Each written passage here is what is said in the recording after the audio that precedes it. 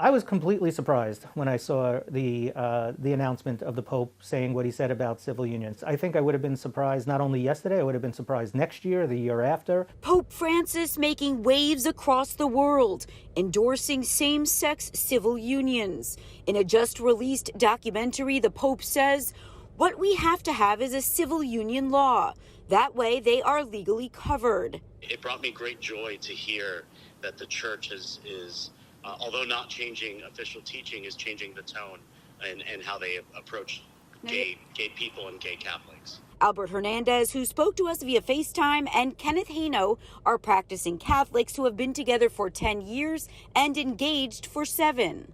We would love to be married in the Catholic Church. Though that's not possible, the Pope's civil union remarks still welcome news. It opens up the dialogue and the conversation that, for LGBT Catholics to be involved inside the church. And by opening that dialogue, that's what brings change to the church. Their Catholic faith, an important part of their lives.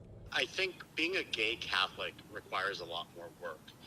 You're either going to find communities that aren't welcoming, or you have to work to find communities which are. And they say they found such a community at a church in the city.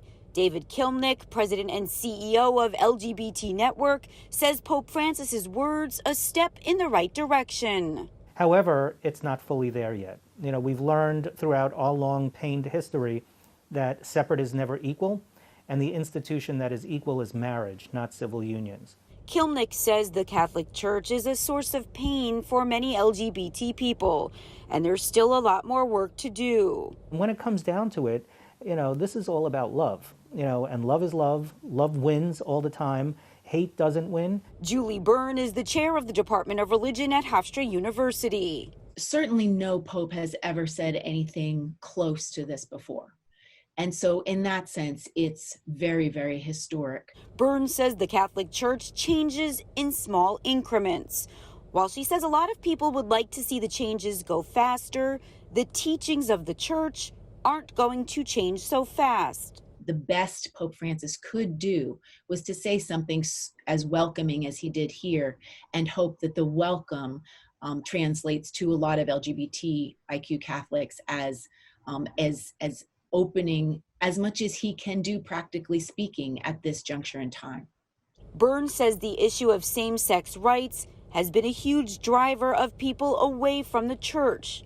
Asked if the Pope's words could bring Catholics back to the church, many might reconsider and say, wow, Pope Francis was really getting progressive enough that I could reimagine going back to Mass or reconnecting with the Catholic Church. I think for other people, it might be too little too late. So I think that remains to be seen. Newsday reached out to the Diocese of Rockville Center seeking an interview with Bishop John Barris on the Pope's remarks. A spokesperson says the diocese will be waiting for further clarification before publicly commenting. Reporting from Rockville Center, Cecilia Dowd for Newsday.